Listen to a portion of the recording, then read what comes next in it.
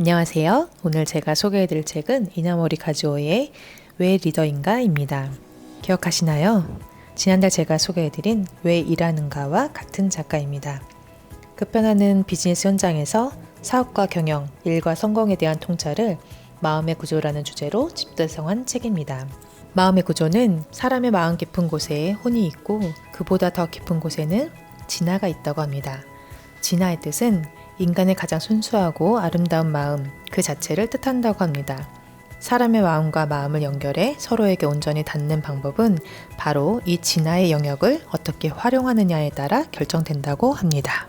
일본에서 먼저 출간된 이 책은 이나모리 철학의 궁극에 도달한 책이라고 평가받으며 경영자들에게 뜨거운 화두를 던지고 있습니다. 왜 리더인가? 책 제목처럼 질문이 많습니다. 당신의 마음에는 무엇이 들어있는가를 시작으로 당신의 마음은 무엇을 끌어당기는가? 타인을 위한 마음은 어떻게 다시 돌아오는가? 강한 마음을 어떻게 끝까지 유지할 것인가? 인간으로서 옳은 일을 하고 있는가? 이 모든 것을 어떤 토대 위에 쌓을 것인가? 이 5가지의 큰 챕터로 구성되어 있습니다. 이나모리 카즈오 회장의 업적은 살아있는 경영의 신답게 알려진 내용이 많습니다. 그 중에 책에 나온 2가지를 소개하겠습니다. 지방 소도시의 작은 공장에서 출발한 교세라가 국내외에서 주목을 받고 비약적인 발전을 이룬 계기는 세계적인 컴퓨터 회사 IBM의 대형 컴퓨터에 들어갈 핵심 부품을 수주하는 일이었다. 이 수주권은 당시 교세라 한 해 매출의 25%를 차지하는 엄청난 금액의 주문이었다. 독일의 유명한 세라믹 제조회사를 적치고 거머쥔 캐거였기에 나와 직원들은 너무 기뻐서 수주가 결정된 바로 그날 파티를 열었다. 하지만 행운은 거기까지였다. 그로부터 햇수로 3년간 교세라는 혹독한 고난의 터널을 통과해야 했다. IBM 사양사의 품질 기준은 당사가 보유한 기술력에 비해 말도 안 될 높은 수준이었고 측정의 정확도 역시 그동안의 교세라의 기준보다 10배 이상 까다로웠다. 심지어 당시 교세라에는 완성된 제품의 성능을 자체 측정할 기기조차 없었다. 하지만 나와 직원들의 투쟁심은 타올랐다. 세계 첨단 산업계의 이름을 떨칠 수 있는 기회였고 이 험난한 시험을 통과한다면 세라믹 기술력을 세계적인 수준으로 도약시킬 수 있었기에 반드시 성공하고야 만다는 의지로 하루에 100번도 넘게 속으로 되뇌었다. 공장에서 직원들과 몇 달을 숙식하며 시제품을 보내면 불량품 도장이 찍힌 채 모두 반품되어 왔다.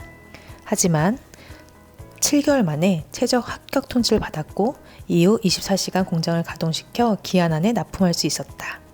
이러다 보니 어느새 교세라는 일본에서 가장 높은 기술력을 보유한 세라믹 부품 회사로 명성을 날리게 되었다.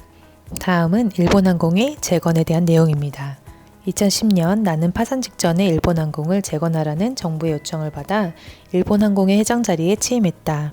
고령이었고 항공호흡은 문외한이라는 점을 들어 몇 번이나 고사했지만 일본 총리까지 나서서 요청하자 마음이 흔들렸고 다음에 3가지 이유로 수락하게 된다. 첫 번째, 국가 경제의 부활. 2번째, 남겨진 32,000명의 직원들의 소중한 일상을 지켜주는 것. 3번째, 일본 항공이 없어지면 다른 항공사의 독점이 되고 운임은 높아지며 서비스는 떨어질 테니 국민의 편익을 위해서 받아들였다고 한다. 파산 직전에 일본항공에서 제일 먼저 한 일은 모든 직원의 마음을 바꾸고 같은 목표를 지향하도록 하는 마음을 모으는 일이었다.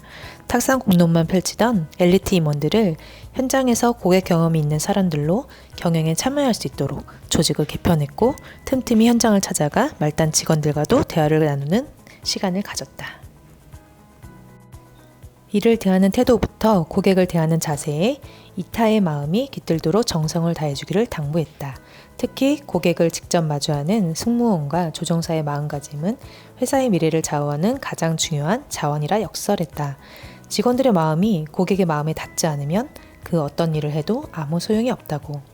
이나모리 회장의 이야기가 얼마나 영향을 끼쳤는지 모르지만 확실한 것은 직원들의 마음이 몰라보게 달라졌다는 것이다. 2011년 동일본 대지진 때 여실히 드러났다. 물에 잠겨 육지와의 통로가 끊긴 어느 공항의 직원들은 공항 건물로 피난을 온 지역 주민들에게 식료품과 담요를 제공했다. 어떤 승무원은 기내에 장시간 갇혀있던 승객에게 갓 지은 밥으로 주먹밥을 만들어 나눠줬다.